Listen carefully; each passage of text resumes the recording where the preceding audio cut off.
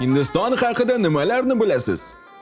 Bollywood, karri va rangli festivallar. Ha, lekin bu faqatgina yuzasidan. Bugun biz sizlar bilan Hindistonga sayr qilamiz va ikki parallel olamni ko'ramiz. Avval musulmonlarning hayotiga nazar tashlaymiz, so'ngra hindular madaniyatiga sho'ng'iymiz. Tayyormisiz?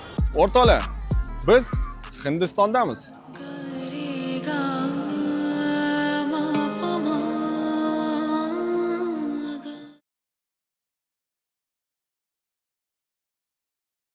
O'rtoqlar, kontent osmondan tushmaydi. Kamera o'zini o'zi ishga tushirmaydi. Ammo obuna bo'lish tugmasi barchasini osonlashtiradi. Shuning uchun obuna bo'linglar do'stlar va bizni tomosha qilishda davom etinglar. Hindiston butun tarix davomida mavjud bo'lgan. Uning sivilizatsiyasi, qirolliklari, imperiyalari, yetakchilari, dinlari, urf-odatlari va hayratlanarli mo'jizalari bor. Uning tarixi turli voqealar va nizolar bilan to'la. Musulmonlar Hindistonda 8 asr davomida hukmronlik qilgan. Bu jarayon Al-Muhallab va Qutayba ibn Muslim davrida ommaviylar sulolasi hukmronligida boshlangan. Keyin bu hukmronlik Mahmud G'aznaviy davrida davom etdi va nihoyat Boburiylar sulolasi davri keldi. Boburiylar sulolasini Zahiriddin Muhammad Bobur asos solgan. U Dehlida o'z davlatini tashkil qilib, Hindistonda eng yirik islomiy imperiyalardan birini barpo etdi. Bu Hindiston tarixidagi eng kuchli musulmon davlat bo'lib, ulkan ta'sirga ega edi. Uning hukmronligi 3 asrdan ortiq davom etdi. Bu davrda savdo va sanoat juda rivojlandi. Hindistonning dunyo bilan aloqalari kuchaydi. Shoh Jahon eng buyuk hukmdorlardan biri bo'lib, dunyoga mashhur Toj Mahalni qurdirdi. Dunyodagi 7 mo'jizalardan biri Toj Mahal. Boburiylar sulolasi Britaniya sababli tugadi. Britaniya Hindistonni harbiy kuch bilan bosib oldi.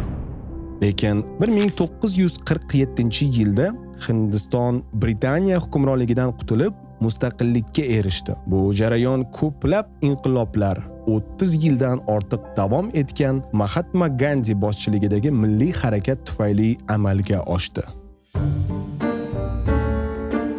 Biz hozir Delhi shahridamiz va birinchi e'tiborimizni tortgan narsa bu Ayrim mamlakatlarda yo'l qoidalari bu qonun, ammo Hindistonda bu shunchaki tavsiya. Eng qizig'i hech kim bir-biriga urilmaydi. Lekin avariya bo'lmasligi uchun hamma tinimsiz signal chaladi. Bu yerda signal chalish favqulodda vaziyat uchun emas, shunchaki muloqot usuli.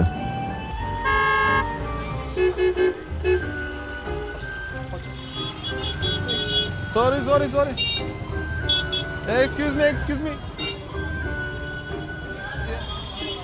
Onasini Hindistonda piyodalar nafaqat yo'lni narigi betiga o'tishadi, balki omadsizroqlari birato'la narigi dunyoga ham o'tishadi. No, tuk. Qatdan kiriladi endi bu yoq.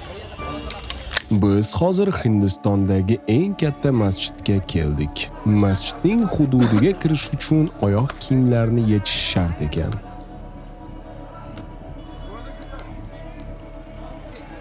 Hindistondagi eng katta masjid, Jami masjidga xush kelibsiz. Tasavvur qiling, biz hozir 17-asrdagi muhtasham ulkan bino oldida turibmiz. Hech qanday zamonaviy texnologiyalarsiz, kranlarsiz, faqat 5000 kishi va mukammal muhandislar orqali qurilgan bino.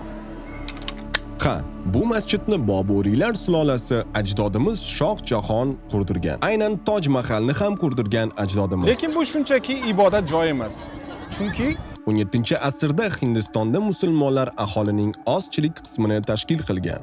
Shoh Jahon bunday ulkan va buyuk masjidni qurdirish orqali islom madaniyatining shon va sharafini ko'rsatishni, uning nufuzini oshirishni maqsad qilgan.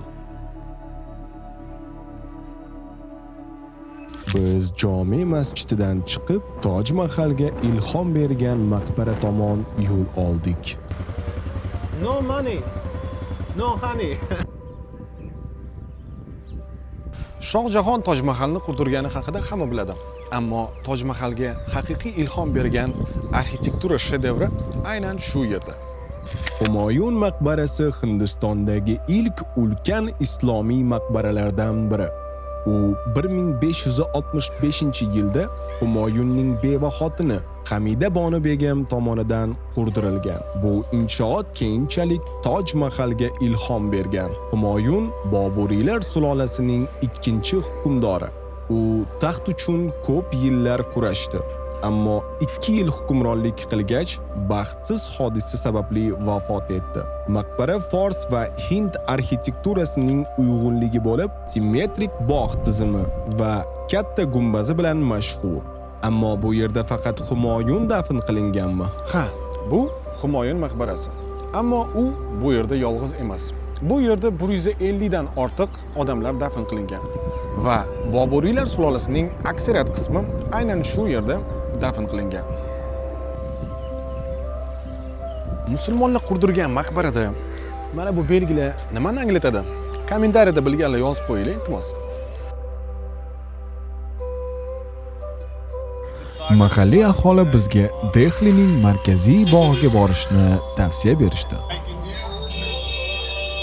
Bularda ham bizga o'xshab probkalar boshlandi. No change. Thank you. Tushunishinglar uchun biz shaharning markaziy parkidamiz. Odamlar dam oladigan joy.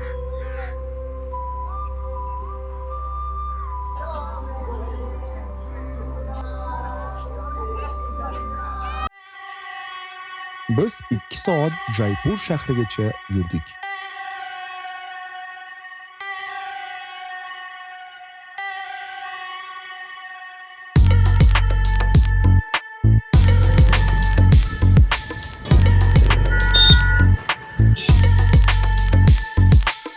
O'rtoqlar, biz Jaipur shahridamiz. Jaipur shahri naqadar go'zal va eski. Nimaga eski? Chunki nomi shunaqa bu yerning. Aniqrog'i eski shahar va bu shaharning ikkinchi nomi pushtirang shahar. Nima deb o'ylaysizlar? Rang haqiqatan pushtirangmi bu yerni yoki-da olov rangmi? Jaipur bu Hindistonning eng xaos bilan to'lgan, ammo eng go'zal shaharlardan biri. Bu yerda 3,5 million odam yashaydi. Bu yerda ham yo'l qoidalari yo'q, faqat signal berish qoidasi bor.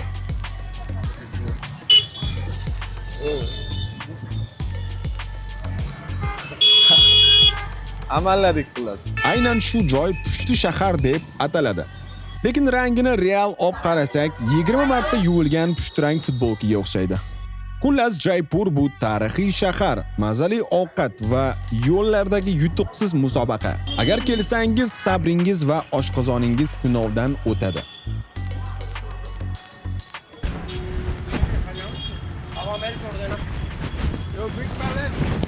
Sizlar qaysi mamlakatdansizlar? O'zbekiston. Biz O'zbekistondamiz. O'zbekiston, O'zbekiston. Samarqand, Buxoro, Toshkent haqida eshitganmisiz? Bu mijoz menga. Nega senga? Hech bo'lmasa ikkiga bo'lib olamiz. Qanday qilib? Bular axir bitta-ku. Agar pushtirang shaharga boraman desangiz, pushtirang pullardan cho'zing. Talashyapti kim olib ketishga. Xullas, biz Jaipurdamiz, o'rtoqlar. Nimaga Jaipur? Aynan shu yerda Hindistonning asl arxitekturasi saqlanib qolgan. Odamni qaranglar ko'pligini. Eng qizig'i bular asli hammasi Hindistonlik. Chet elliklarni deyarli ko'rish qiyin. Biz hozir bozorga yana qaytib boryapmiz, chunki ko'cha ovqatlarini tatib ko'rmadik hali. Shuning uchun sizlarga yaxshi kayfiyat, bizga esa sabr oshqozonimizga. Qo'l bilan tayyorlangan ovqat deganda nimani tushunasizlar? Ha, so. Hindistondagi antisanitariya haqida bir necha so'z aytsam, u butun dunyoga mashhur. Ayniqsa shunday videolar tufayli. Masalan, mana bu kishi chapati bermay turib, to'g'ri prilavka ortida cho'michga peshob qiladi va ustiga suv qo'shib, beparvo holda yerga qo'yib yuboradi. Yoki mana bu non mahsulotlarini qoplovchi kishi ularning ustiga oyog'ini qo'yadi va hatto yalaydi. Faqatgina ko'cha taomlari emas, balki rasmiy ishlab chiqariladigan yeguliklar ham xavfli bo'lishi mumkin. Masalan, mana bu Hindistondagi poyezdlarda beriladigan ovqatlar go'yoki professional oshxonalarda tayyorlansa ham inson iste'moliga yaroqsiz deb topilgan. Va eng qizig'i bu Hind hukumati bergan rasmiy ma'lumot. Sayyohlik qo'llanmalari Hindistonda nafaqat krandan chiqayotgan suvni ichmaslikni, balki ko'chada sotiladigan masala choydan ham ehtiyot bo'lishni maslahat beradi. Chunki u ham iflos suvdan tayyorlangan bo'lishi mumkin. Shuningdek, ko'cha taomlarini ayniqsa sovuq bo'lganlarini iste'mol qilmaslik, sir va mevalarni ham ko'chadan sotib olmaslik tavsiya etiladi. Hindistonda ko'cha taomlari ustalarining aksariyati qashshoq tumanlarda yashaydi va ularning sanitariya qoidalariga amal qilishi shubhali. Ovqat tayyorlash jarayoni esa mana shunday manzaralarni namoyon qilishi mumkin. Albatta, internetda tarqalgan ayrim videolar mubolag'a bo'lishi mumkin. Masalan, mana bu odam qo'ltiq ostida non tayyorlab, uni iflos yog'da pishirayotganini aks etgan video bor edi. Aslida u parodiyaviy filmdan olingan. Lekin haqiqat shundaki, Hindistondagi taomlar gigiyena talablariga javob bermasligi mumkin. Shuning uchun faqatgina issiq ovqatlarni iste'mol qilish va ular tayyorlanganini o'z ko'zingiz bilan ko'rish tavsiya etiladi. Qani? Bismillah. G'alati. Endi shirin ham emas, achchiq ham emas, ikkalasi birlashgan qanaqadir ta'm. To'g'risi, men o'yladim bu faqat qanaqadir bo'g'irsoq bo'lsa kerak deb o'yladim. Lekin ichiga xuddi bir qanaqadir sous qo'shishgan, ta'mi achchiq ta'miga o'xshaydi. Bilmadim xullas. Hindistonda ko'cha ovqatlaridan eng mashhuri bu pan. Chanaladigan jonli nimadir? Xullas. Ah? No. Yesam, probus qilsam? One. Ayrpan tayyorlash uchun batel barglaridan foydalanishadi. Bu qalampir turkumiga kiruvchi o'simlik, kuchli tonus beruvchi ta'siri bor. U butun Osiyo bo'ylab mashhur. Ana bu esa shakar bilan aralashtirilgan areka palmasining urug'i. Hindistonda aynan shu urug' pan deb ataladi va u juda kuchli tonik ta'siriga ega. Aslida batel bargi va areka urug'i Osiyoda kamida 4000 yildan beri iste'mol qilinadi. Buni mahalliy sigaret o'rnidagi mahsulot deb atasak ham bo'ladi. Ham zararli, ham madaniyatga singib ketgan. Masalan, Vyetnamda batel va areka to'y marosimlarida ishlatiladi. Kuyov va kelinning ota-onalari birga chaynashib, birdamlikni ifoda qilishadi. Qo'polroq qilib aytsak, xuddi tinchlik qutisini birga tutatgandek. Buni ko'p chaynashdan tishlar qizaradi, keyin esa to'kiladi. Oqibati saraton va boshqa kasalliklar. Bugungi kunda Hindiston betel va areka urug'ining eng yirik iste'molchisi bu qashshoqlar. Uni ochlikni bosish uchun ham chaynashadi. Arekaning tamaki bilan aralashtirish bu bir turdagi hindcha nosvoy desak ham bo'ladi. Lekin bu ancha achchiq bo'lgani uchun hindlar uning ustiga shakar va ziravorlar qo'shib, hatto yoqib yeyishni ham o'ylab topishgan. How much, brother? Open your mouth. Go eating.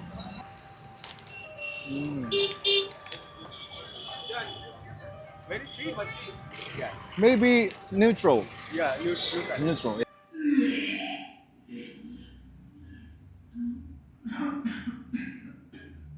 Yo'q tuzimiz ha? Da. Shunaqa gaplar. Do'stim, yaqin atrofda do'kon qayerda bor? Menga kola ichimligi kerak. Ichimlik? Ha? Yeah. Yo'lni nargi betida. This side. Okay. Yana qidiramiz. O'rtoqlar, magazin topish qiyin вообще bor. Bizdan o'rganmaydimi? Hamma yoqda magazin ochib tashlamaydimi bizga o'xshab? Go, brother.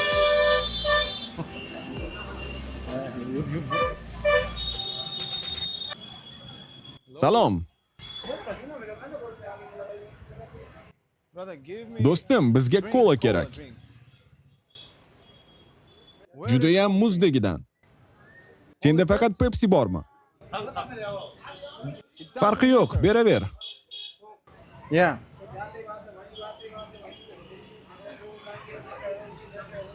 Do'stim, bu nima? Yeah. 20 rupees. Yeah, Yo'q, what is men it? nomini What is it? so'rayapman. Buning nomi nima? Laddu? Tatib Can I try? ko'rsam maylimi? Desi ghee, butter, laddu. Ta'mi Very shirinmi? delicious. Okay, can I try one? Yeah, one piece, yeah. Shu odam qarab turibdi. Qarang.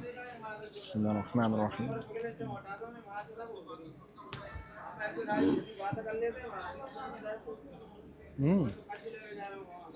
Very tasty. Yeb ko'rasanmi? Yo, четкий.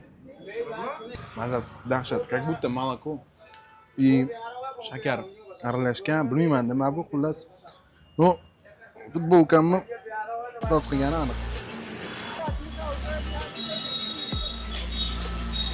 O'rtoqlar, nihoyat o'zimizga mos joy topdik, ammo bu yerda ham go'shtli ovqatlar yo'q. Aytib o'tganimdek, hamma bu yerda vegetarian. Shuning uchun ham biz ham vaqtinchalik vegetarian bo'lishni qaror qildik. Qalay ovqat? Biz yo'limizni Ajmer shahriga burdik. Masofa juda uzoq, ammo musulmonlardan tashkil topgan shaharni ko'rish biz uchun qiziq.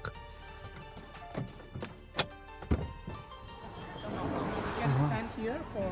So we have also here the desert area as well, so which is also just away from here, not too very far, just from here, couple of kilometers away from here. So where we have a long desert over there. So How where much? We can also. Let me ask with them. Yeah. Manzilga yetib keldik deb o'ylasak, shunchaki qanaqadir ekskursiya qilishmoqchi bo'ldi bizga, lekin o'xshamadi.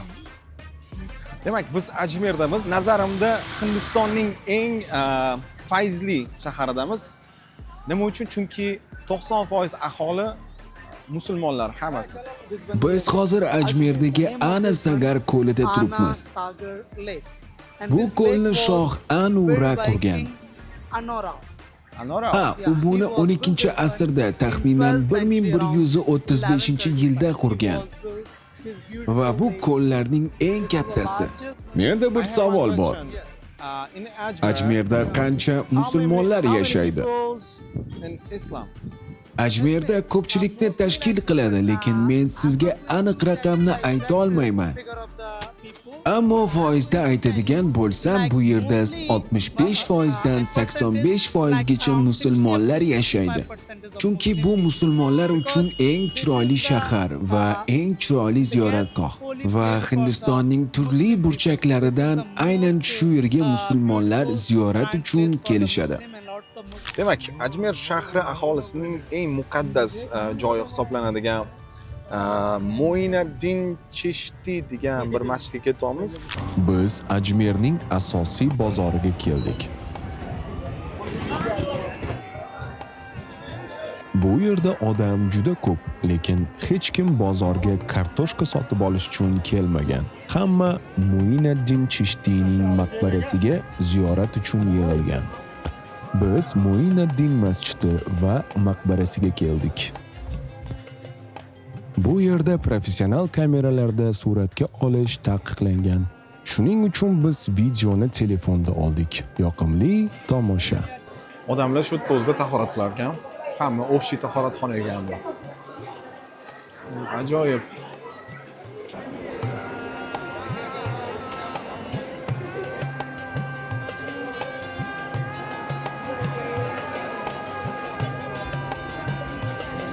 Men bunday narsani hech qayerda ko'rmaganman.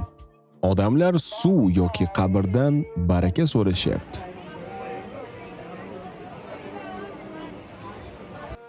Ular bu yerdan tilak so'rayapti, chunki aytilishicha bu joy jannat eshigi hisoblanadi. Shuning uchun odamlar bu yerga kelib o'z tilaklarini bildirishmoqda. So now we are here, finally entered in this beautiful. Ha, nihoyat biz shu yerdamiz va bu go'zal majmuaga kirdik. Mo'inaddin Chishti rahmatulloh alayhi. Bu joy Hoji Mo'inaddin Chishti rahmatulloh alayhi majmuasi. Bu Hindistonning eng mashhur joylaridan bo'lib, juda ko'p musulmonlar bu yerga tashrif buyurishadi. Bu musulmonlar uchun mashhur ziyoratgohlardan biri. Va har kuni e'tibor bering, yilda emas, har kuni bu yerga minglab odamlar tashrif buyurishadi. Har kuni 50 mingdan 100 minggacha odam taxminan bu yerni ziyorat qiladi. Shuning uchun majmuaning asosiy qismi doim odamlar bilan gavjum. Mo'inadin haqida siz yaxshi bilishingiz kerak. U bu yerda tug'ilmagan. U Eronda tug'ilgan va Fors olimi va tasavvuf namoyandasi bo'lgan. U 12-asrda Hindistonga kelgan.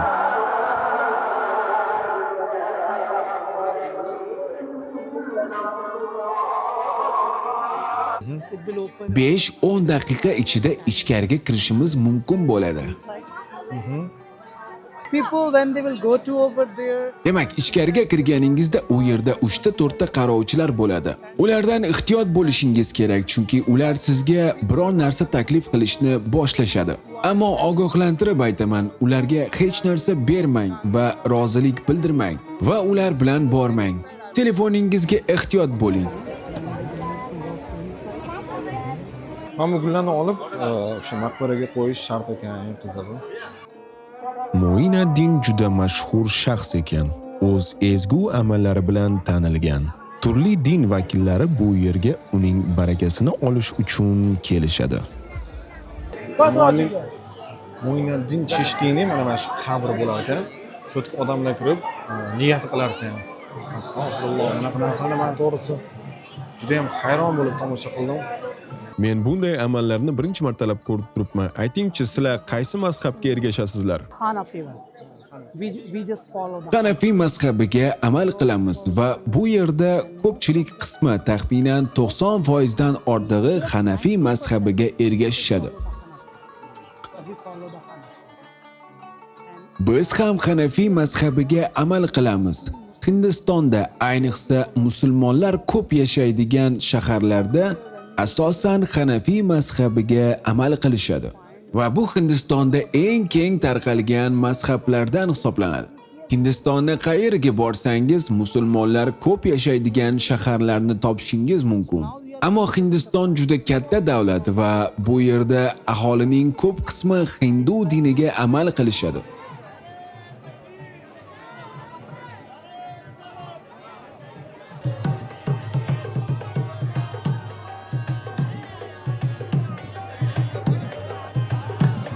To'la tasavvur qilishingiz uchun biz hozir masjiddamiz va bunaqangi ko'p bid'atlarni men to'g'risi birinchi martalab ko'rib turishim.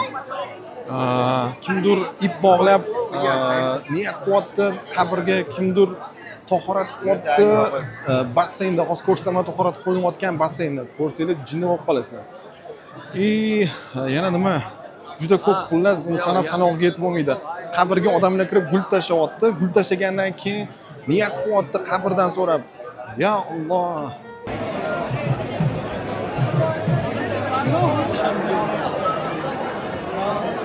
Shu yerda pul yig'ilar ekan, keyin esa shu qozonda ovqat pishirishar ekan.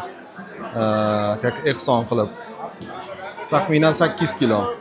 Qozon juda katta ekan, bu yerga qancha ovqat sig'adi? Every day. Ha, bu yerda 100 dan 200 kilogrammgacha har kuni ovqat tayyorlashadi. Lekin bu yerda aynan mana shu qozonda 1000 kilogrammgacha ovqat pishirish mumkin. Bu esa 10 minglab odamlar uchun yetarli. Ba'zilari 40 ming, ba'zilari 50 ming, hatto 80 ming odamgacha ovqat ehsonga beriladi. Ammo hozirda 4 ming, 5 minggacha odam uchun ovqat tayyorlashadi. Xullas do'stlar, bu yerdan tezroq ketishga qaror qildik. Kommentariyada yozinglarchi, nima deb o'ylaysizlar? Shu narsa to'g'rimi? Qilayotgan amallari qanchalik to'g'ri bularni? Biz Ajmer shahridan chiqib, Pushkar tomon yo'l oldik. Agar Ajmer musulmonlar tinchlik va ziyorat markazi bo'lsa, Pushkar uning to'liq teskarisi. Bu yerda hippilar, yo'lboshchi ruhoniylar va sayyohlar birga yashaydi. Pushkar Hindistondagi Hindu diniga mansub odamlar uchun eng muqaddas shaharlardan biri. Bu yerda 500 dan ortiq ma'batlar va Hindistondagi yagona Brahma ibodatxonasi bor. Ammo eng qizig'i, bu yerda alkogol va go'sht umuman taqiqlangan. Demak, go'shtli ovqat haqida yana unutib, vegetariancha taomlarga tayyorlanishga to'g'ri keladi. Do'stlar, biz Lo'lilarni bozoriga keldik. Hozir Lo'lilarni shaharchasiga o'tib ketamiz bu yerda. Ular bilan bir eksklyuziv intervyu olishga harakat qilamiz. Ammo undan oldin tarjimonimiz bizga Brahma ibodatxonasini ko'rsatishga qaror qildi. Do'stlar, ham ibodatxona, ham tahoratxonaga xush kelibsiz. Bu yo'lning nomi Brahma ibodatxonasi. Bu yoqqa kirish uchun oyoq kiyim yechish kerak ekan, lekin yechganingiz bilan baribir hamma yoq kir. Shunchaki tomosha qiling.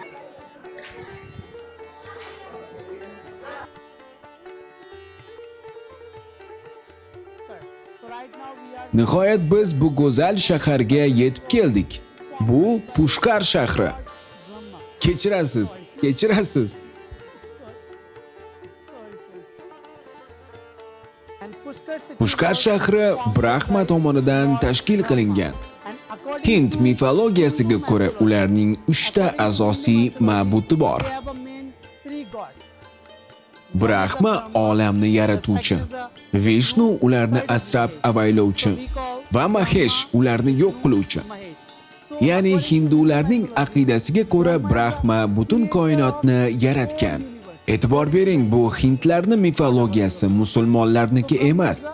which is Brahma ibodatxonasi Hindistonda eng mashhur ibodatxonalardan biri bo'lib, Jagat Pita deb nomlanadi.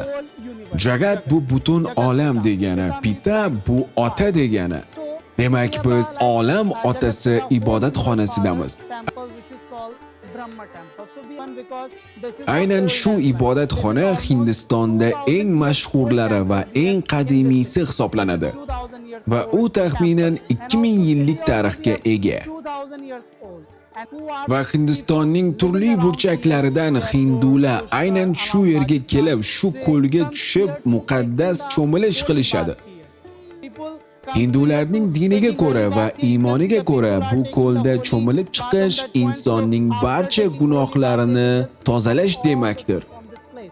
Bu ko'l 52 akr maydonni egallaydi va bu ko'lga 54 ta ghat, ya'ni suvga tushish joylari mavjud. Biz turgan joy esa Gau Ghat deb nomlanadi. Gau bu sigir degani. Also not going too deep, and a step is also going from here, like couple of steps going down, and also we have a rope here. The people they can just take a dip in this water. Ko'rib turganingizdek bu yerda arqon bor va odamlar bu arqon orqali suvga tushib cho'milib chiqishadi. Ibodatxonaga kirish uchun oyoqlarni yechib kirish kerak ekan, sababi pok joy deb aytishdi, ammo pok joydan P harfi ham yo'q. Chunki mana oralarni qarasanglar, mana bu ho'l joylar bu mollarni peshobi. Shunaqa. Ammo biz Hindistondamiz. Hindistonda esa mol pok jonzot hisoblanadi.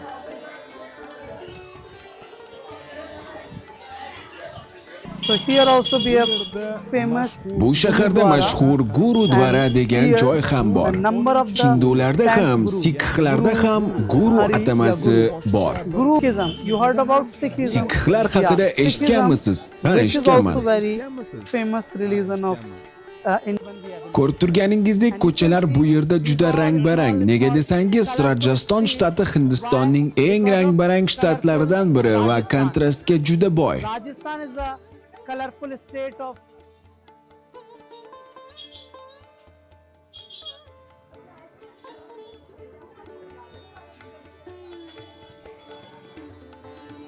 Hindistonda bu odatiy hol. Hozir mana mototsiklni ishlamay qoldi. Hozir buni yaxshilab silkitadi, keyin esa starterdan foydalanib ko'radi. Va bu yerda odatiy hol.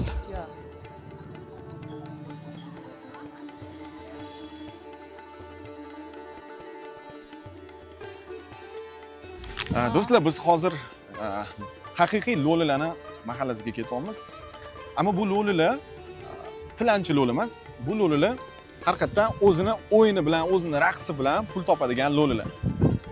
Bu lo'lilarning shahri sahroda joylashgan, ya'ni ochiq joyda, odamlar yashamaydigan joyda. Pushkar shahridan taxminan 15 minutlik yo'l ekan. Hozir mana biz ketyapmiz.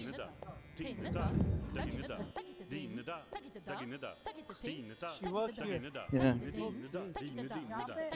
First on that point in mother. Ko'rib turganingizdek, ayol katta-katta chelaklarda suv ko'tarib yuribdi. Chunki u bu yerda kichik farzandlarini ta'minlayapti. Bu hududda odamlar elektr energiyasiz yashaydi. Without Ular bu yerda elektr energiya yo'qligi uchun oddiy telefonlar bilan foydalanishadi. Ularning telefonlari odatda eski va tugmali modellardan bo'lib, odatda 5-6 kun zaryad ushlab bera oladi. Telefon quvvati tugab bo'lgach, ular shahar tomon yo'l olishadi va odatda bu do'konlarga kirib, pul evaziga telefonlarini qayta quvvatlashtirishadi. Keyin esa odatda uyga qaytib kelishadi. Bu yerda odamlar qanday yashashini ko'rishingiz mumkin. you can see the people are living here and you can just go close that area and also And one question.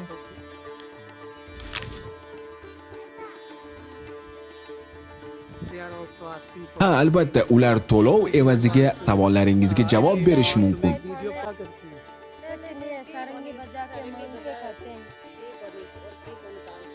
और कोई काम नहीं है।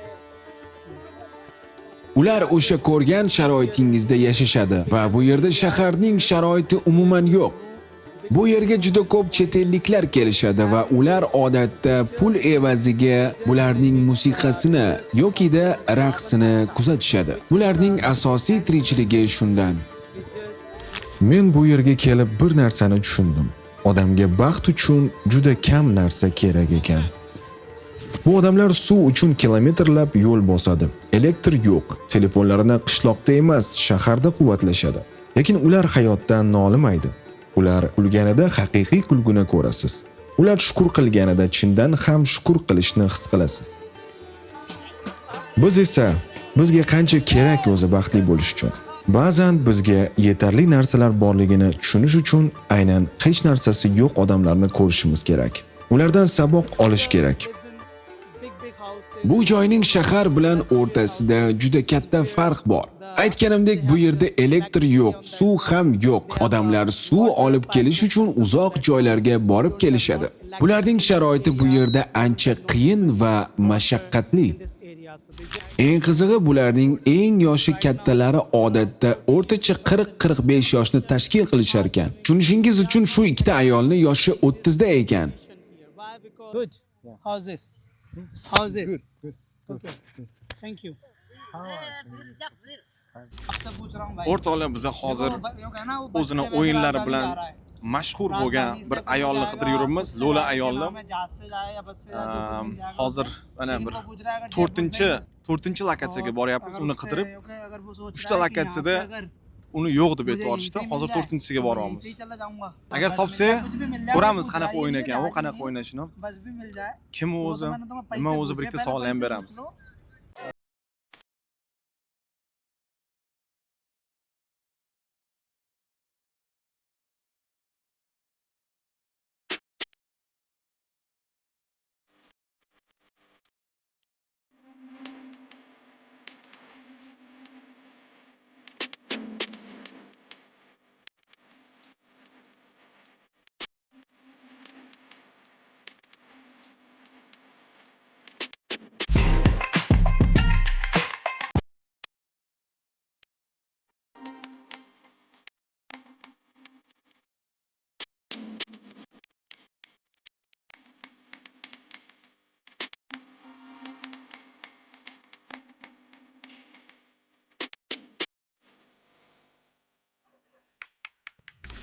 और कुछ इसके अलावा और कोई काम एक्स्ट्रा डांसिंग के अलावा डांस ही करते हैं और कोई काम नहीं